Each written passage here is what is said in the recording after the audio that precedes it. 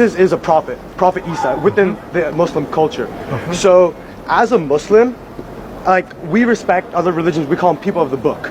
If you respect another religion, there's no wrong religion in that essence. Like, from your standpoint, because I am Muslim, because I have an imam who is not a messenger but an interpreter, is my religion wrong or askew in any context? I have the utmost respect for Muhammad in the way, after growing up as an orphan in poverty, he makes one of the 5 pillars, almsgiving, giving to the poor. I respect that highly. I think that's absolutely fantastic. Secondly, I respect Muhammad for the way he led the Arab people out of polytheism into monotheism. I think that's outstanding. Obviously, where I disagree with Muhammad is regarding the identity of Jesus Christ. Who is Jesus? Obviously, the Quran teaches that Jesus is not God. He's a good prophet. Obviously, the Gospels of Matthew, Mark, Luke, and John insist Jesus claimed to be God, and he did things as God. He accepted the worship of people as being an appropriate response to him. So obviously, my question from my Muslim friends is, are you sure that Jesus is just a prophet? Obviously, Muhammad was not born until 500 years after Christ, so he never met Jesus. The eyewitnesses insisted Jesus claimed to be God. He accepted worship as appropriate. So, who is Jesus? I mean, if I look at the lessons of Jesus, like, in my room, I have the Bible, and then I have the Quran. And I've legitimately started reading both of them, and pretty much just putting on my own synthesis as to the comparisons between the two. And as you go through these lessons, you see they are very similar in more than one manner, and probably every single matter, except for the fact that Jesus is God, or Jesus is not God, and he is a prophet. I think that's probably the start, like the largest difference between the two.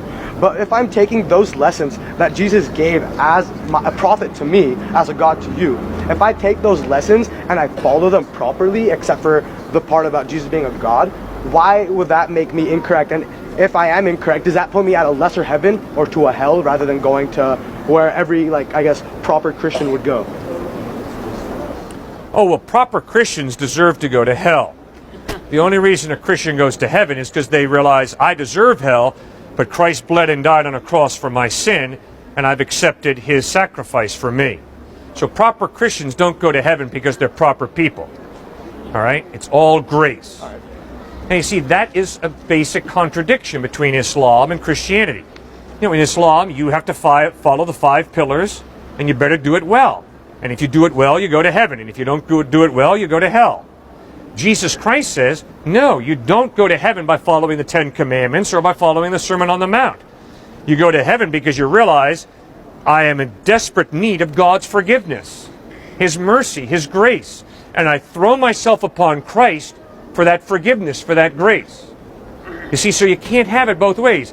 Either heaven is something that we earn and we deserve because we've kept the rules, or heaven is a gift that God gives us by grace. And so, like, as a Muslim, and so I'm a Shia, Ismaili, Imani, Muslim. I'm about 1% of the whole Muslim population. I'm a really small sect. And the very first line in the Quran, or anything that any of our prayers, is Bismillahir Rahmanir Rahim. In the name of Allah, the most beneficent, the most merciful. And essentially the way that we've been taught that from our Imam, the interpreter, Aga Khan IV, the way it works out is, man will sin, right? Like, it's gonna happen no matter what. And the way that we've been taught, it is our goal to continuously approach and try to better ourselves, and we do need God for that forgiveness. And to me, it seems like what you preach is the same thing that I've been preached to my whole life. Okay, except that the question is, how does God forgive? Remember, God is unchanging, right? Correct.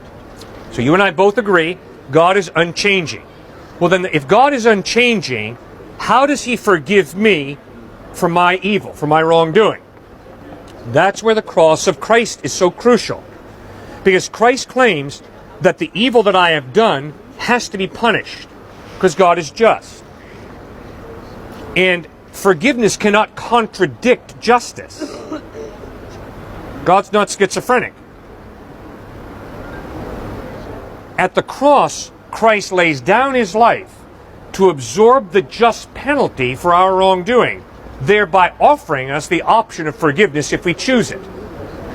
See, so obviously in the Quran, the idea of Christ going to the cross is unacceptable because God would never allow a good prophet to die such a horrible death, right? But in the Gospels, what we have is, they're not biographies. They focus on this cruel, crass death of Christ on a cross. Why do they focus on that? Because Jesus insisted that it's his death on the cross that's the linchpin. It's the key to reconciliation with God. It's the way God forgives us, by absorbing the penalty for our sin, thereby offering us forgiveness. So his justice is honored, and he offers mercy, forgiveness. So I guess it's kind of like in closing, right? My fear, the reason I ask this question is because my fear is, as a Muslim, if I don't do the proper things, and if I'm not the right religion, say I'm not like, say being Christianity is the right religion, and like taking Jesus in, if that is the right thing, but I don't believe it, am I going to hell? And if I don't want to go to hell, should I convert? And if I convert and I do it out of fear, am I still going to heaven because I do it for the wrong reasons? Rather than for forgiveness, I do it for fear? Okay, good question. All right, we have to be brutally honest with each other. If Muhammad spoke the truth, I am going to hell. Because I don't worship Allah, I don't accept Muhammad as his prophet. So I'm going to hell.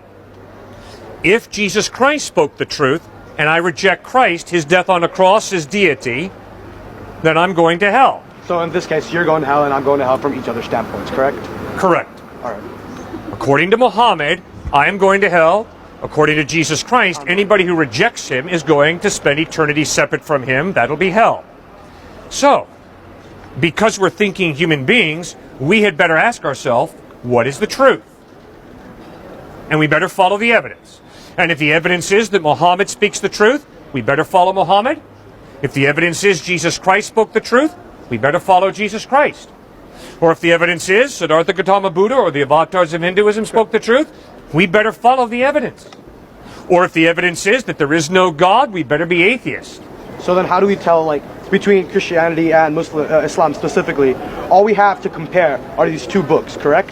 We have these two books, we have scriptures that follow both of them. Good. We have a history that comes with both of them. Good. How do we know which one's evidence is more factual? How do we know which one's is more true? How do I know which one to follow and not end up in the wrong place? Because that is my fear. Good. Excellent question. First point. We better study both books to find out, are they accurate or not? Which is what I've begun doing. Good. And I think the evidence is clear. The Quran is reliable. The Quran has been carefully preserved over the past 1,500 years. If anybody wants to try and maintain that the Quran is inaccurate, they're out to lunch. I am convinced. The evidence is very carefully preserved over the past 1,500 years. You have a very accurate presentation of what Muhammad taught. The same thing is true of the Gospels. Very carefully recorded, a plethora of manuscript evidence to support the reliability. Okay, so we've got two very accurate books, the Quran and the Gospels. Now, obviously, they contradict each other, although there are similarities. Definitely. A lot of similarities, but also contradictions. Okay. So now, the bottom line question is, does the evidence point to the fact that you can trust Muhammad to speak the truth, or does the evidence point to Jesus Christ being trustworthy? Now, here's how I would go about that. Examine life, style. How did Jesus treat women? How did Muhammad treat women? How did Jesus treat his enemies? How did Muhammad treat his enemies? Those types of questions, lifestyle. Second question, ethical teaching. What are the ethical teachings of Muhammad? What are the ethical teachings of Christ? Are there internal contradictions? Or is there an internal consistency? Third question, how did they die? Obviously, in the Gospels, Jesus dies an excruciatingly painful death, forgiving his enemies. Obviously, that demands my respect. Fourth question, what happens after they die? Obviously, in the Gospels, you have an historical resurrection of Christ. And you have eyewitnesses who see him risen from the dead. So, study the two, Muhammad in the Quran and Jesus in the Gospels, and ask yourself, what does the evidence point to? Who is more reliable, Muhammad or Christ?